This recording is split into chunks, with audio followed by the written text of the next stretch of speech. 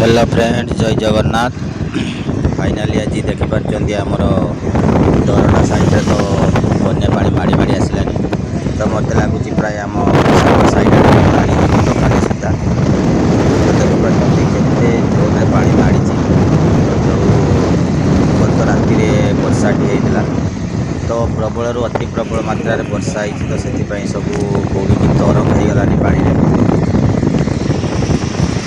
तो आपण मैंने तो निश्चय देखिपार तो केते जोर रे पानी है। तो एपटे जो आम दरटा पर बड़पड़ा नदी तो से नदी रे पानी भी बहुत मात्रा जाऊँगी।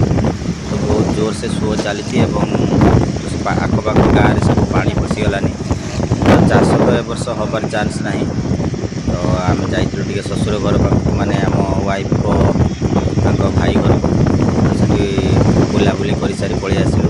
तो वर्षा छाड़ा पर आज 10टा बेले आम घर को जाऊँ। तो आपण मैंने ब्लॉग रे तो निश्चित देखिपारे। तो देखते ये हूँ आम बाड़ियापाटी जामशूली और लंगेश्वर जीवा रास्तार। तो बिल गुड़ाक चापला जो चापला बाड़ियापाटी एवं चट्टाण पाखापाखि सब जमी पानी भर्ती जाइए। तो प्रशासन को निवेदन करुँची तो सहायता पाई तो किसी साहाय्य हवा निश्चित आवश्यक।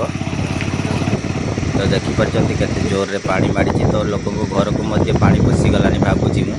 तो कारण मु तो गाँ भीतर को जाई ना कारण मुझे अलग जगह जाइली तो ससुर घर पाक से रिटर्न रे आसुची घर को।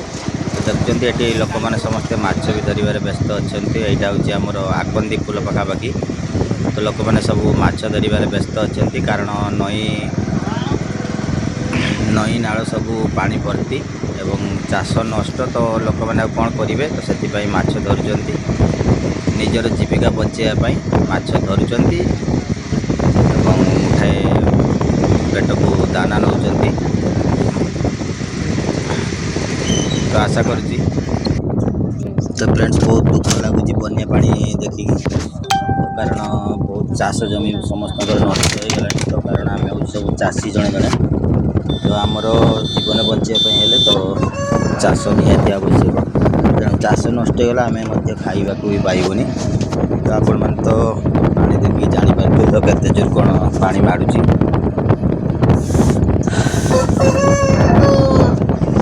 देखिपार बर्तमान मेन रोड सेम सेम रे पानी हो गलानी बाड़ियापाटी साइड आड़े।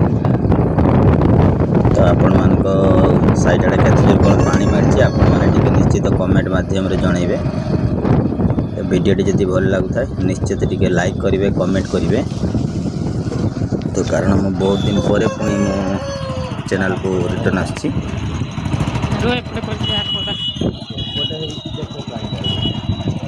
तो देखिपार यहाँ हूँ आमर चट्टाण काशिया चट्टाण। तो काशिया चट्टाण पाखे भी पानी प्रबल मात्रा बढ़ुची। देखिपार बहुत जोर से पानी चलती। रही सांग मैंने जय जगन्नाथ।